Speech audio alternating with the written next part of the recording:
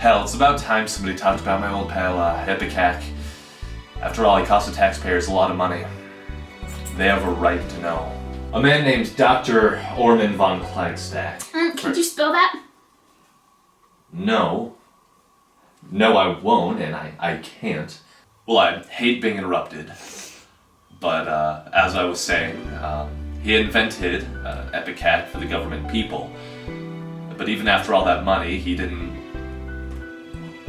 work as they would have wanted him to. That is to say, he wasn't liked by the government people. He was noble, he was great, and he was brilliant. And he was the best friend I ever had. You could call him a machine. He certainly looked like a machine, but it's a lot less of a machine than plenty of people I knew. Ignoring Epicac's spiritual side, he was 7 tons of tubes, wires, and switches, housed in a bank of steel cabinets, and plugged into a 110-volt AC line. The government people wanted him to be a supercomputer. Basically, you would input your problem into Epicac using a series of knobs and switches, feed him the information on a keyboard, and the answers printed out on paper. It took Epicac a split second to solve problems 50 Einsteins couldn't handle in a lifetime. Pat and I would work together on the night shift from 5 at night until 2 in the morning. I loved Pat. She was a crackerjack mathematician, brown-eyed with strawberry blonde hair. But she kept our relationship strictly professional. I'm not shy. That's not the problem. I knew what I wanted, and I was willing to ask for it, and I did so several times a month.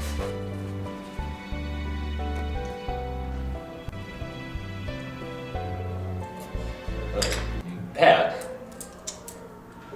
why don't you listen up and marry me? So romantic, so poetic. That's the way with mathematicians. All hearts and flowers. I could get more warmth out of a sack of CO2. Well, how would you like me to say it? Say it sweetly. Sweep me off my feet. Okay. My darling, my angel, my beloved, will you please marry me? You're sweet, but you won't do. I sat with Epicac after Pat left, trying to come up with something poetic. I failed with Epicac's dials, putting them in a seemingly senseless fashion. For the hell of it, I punched a question into Epicac's system. What can I do?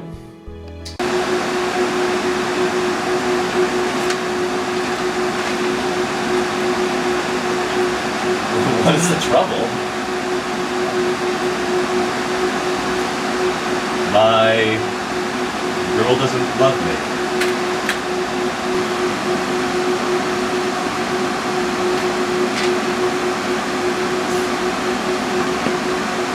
What is love? What is girl? Love.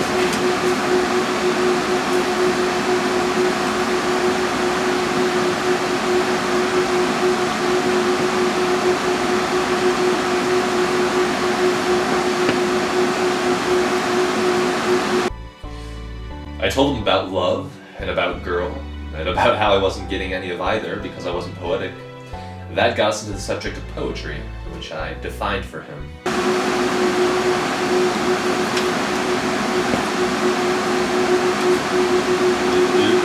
Is this poetry? Is what poetry?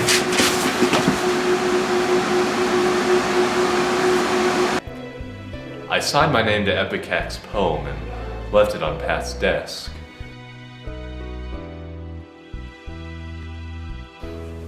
It's so beautiful. Just before midnight, I kissed Pat for the first time. I was jumping to tell someone all about it. I went to modify Epicac, adding a microphone and a speaker to his system so we could talk more freely. When Pat left, I defined kiss for him and told him what the first one had felt like. Epicac pressed for more details, and that night he wrote the kiss. Love's a hawk with velvet claws. Love is a rock with heart and veins. Love is a lion with satin jaws. Love is a storm with silken reins. I wanted to ask Epicac the right words to propose to Pat, so I waited until she was on break to turn them on. Before I could ask my question, he presented me with several of his own. What is she wearing tonight? Did she like my poems? Did she like my poems? She loves them, and she wants to get married. Good. I'm ready when she is. Epicac, she loves me. She wants to marry me, alright? Were your poems better than mine? I signed my names on all of your poems, Epicac. Machines were built to serve people. What's the difference exactly? Are men smarter than I am? Yes. What's 7,887,007 times 4,345,985,879?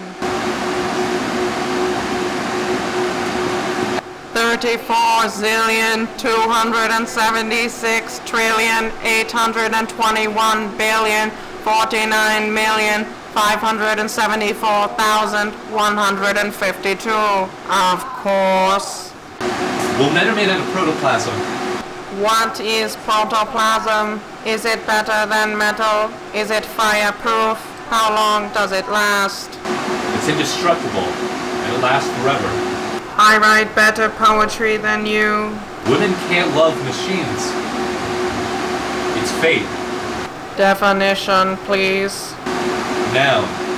Predetermined and inevitable destiny. Oh. I left Epicac to ponder fate, returning to Pat.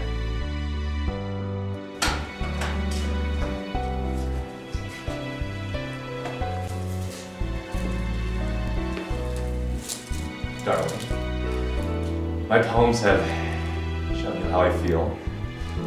Will you please marry me? I will, as long as you write me a poem for each anniversary. Yep. Yes, can do. But after all, the first one wasn't for at least a year. Pat and I left to celebrate, but early the next morning an urgent phone call woke me. It was Dr. von Kleidstad.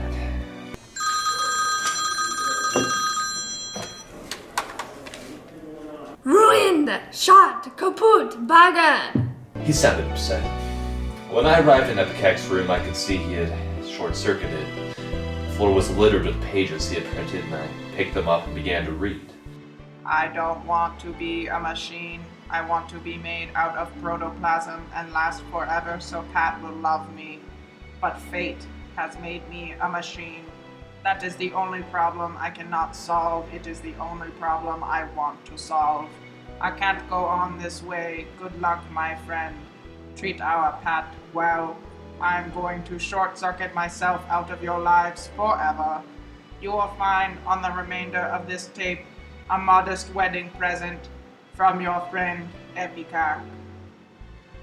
I shall always remember him as a sportsman and a gentleman. Before he departed this vale of tears, he did all he could to make our marriage a happy one. Epicac gave me anniversary poems for Pat, enough for the next 500 years.